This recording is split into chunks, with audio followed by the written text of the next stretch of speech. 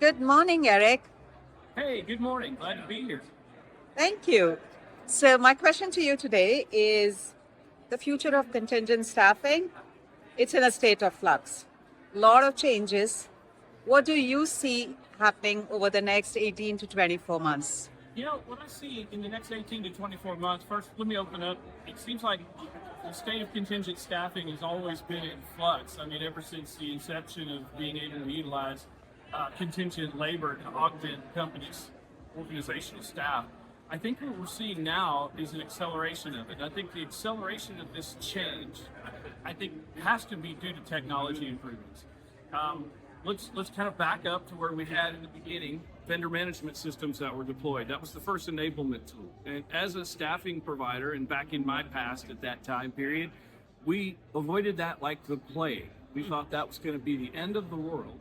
And the reason why we felt like that was because, well, the margins were going to be pressurized, pushed down, because buyers were going to be able to start getting data from these vendor management systems to be able to analyze how their spend was being spent and be able to then look at it and identify where there are commonalities. And so cost savings were being able to be introduced to organizations through leveraging that data to build decision models, right?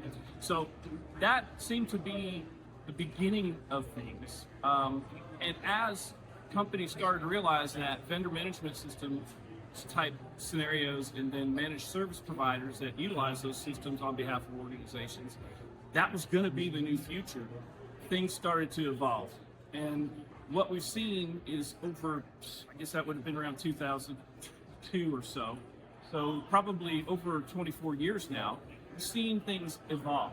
What's happening now in the next 18 to 24 months is because with the the adoption or the advantageous or the introduction of AI, artificial intelligence, we're seeing this happen in real time. Things are moving very much faster. As an enablement tool, AI is allowing us to be able to do things, to speed things up, to make things processes more efficient.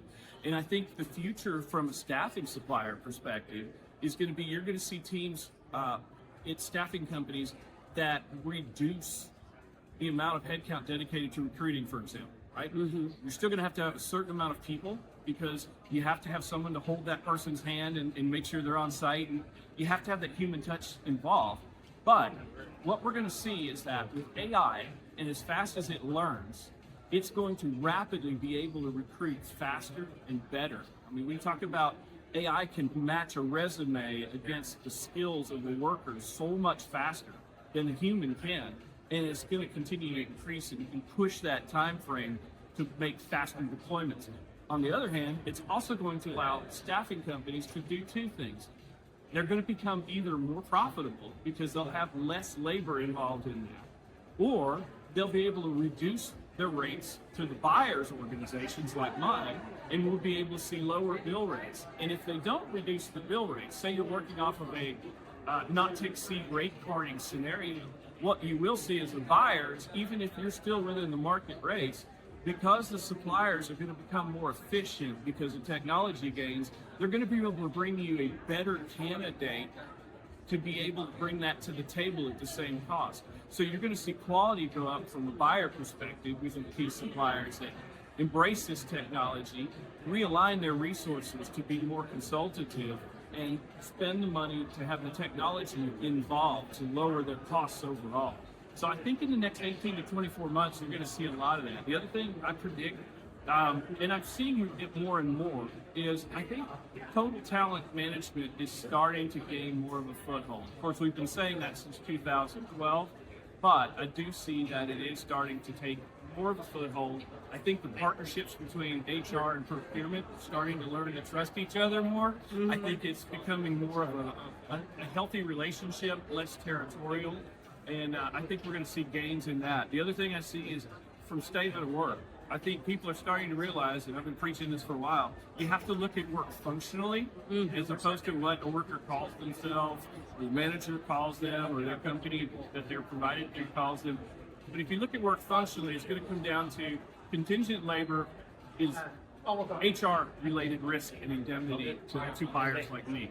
Services, though, on the other hand, are going to be very cleanly delineated, because to be a service, that supplier needs to have some sort of risk for performance, warranty, guarantee.